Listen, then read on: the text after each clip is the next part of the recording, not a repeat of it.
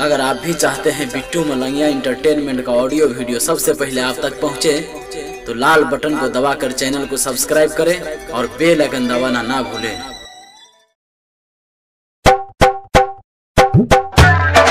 अखन अहाँ सब सुन रहल छी बिट्टू मलंगिया इंटरटेनमेंट के। चोली में बम गल चिकना, चोली में बम गल चिकना, आ मुँह में धरा देबे अपन चूसना, आ मुँह में धरा देबे अपन चूसना।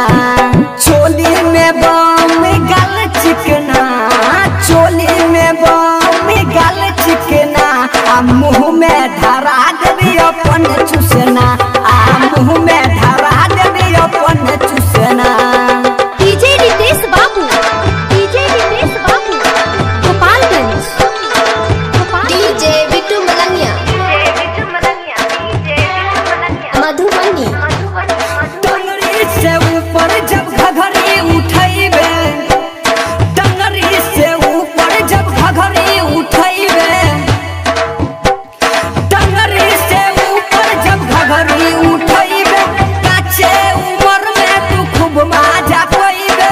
देखै में पाकर नाम सपना, देखै में पाकर नाम सपना, आ मुँह में धरा देबे अपन चूसना, आ मुँह में धरा देबे अपन चूसना।